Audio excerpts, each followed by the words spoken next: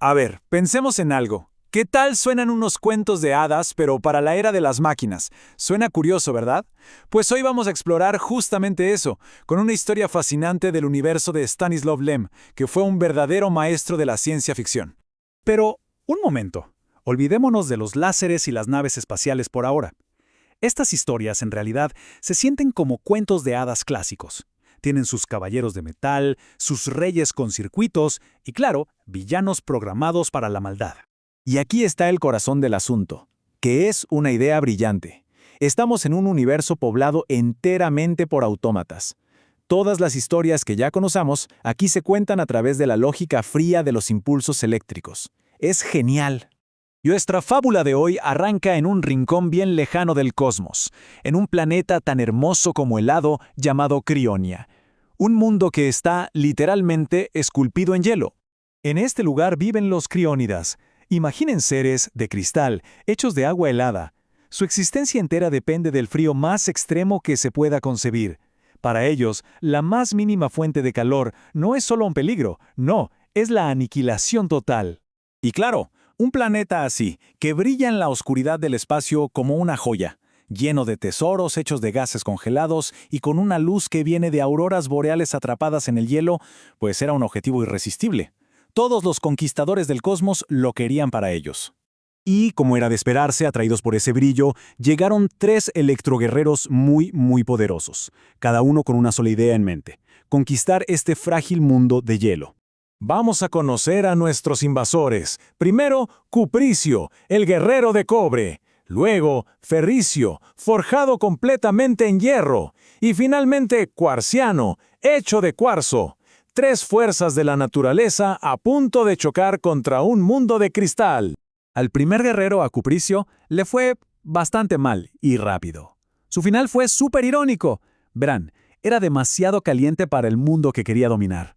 Apenas puso un pie en el planeta, el hielo se derritió y el océano glacial se lo tragó, así de simple. El segundo, Ferricio, intentó justo lo contrario.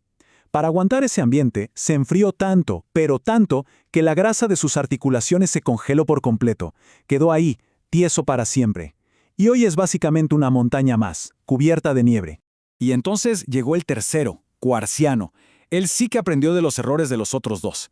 Parecía que había resuelto el problema de la temperatura. Podía mantenerse tan frío como quisiera, pero, y aquí viene lo bueno, ocultaba un defecto único que, como vamos a ver, sería fatal. Es en este punto que la historia se pone súper interesante. Resulta que la mayor arma de Cuarciano, su poderosa mente, era también su más grande debilidad. Este era su dilema. Si pensaba demasiado, su cerebro, que era de cuarzo, se sobrecalentaba. Esto derretía el hielo bajo sus pies y bueno, ya sabemos cómo termina eso.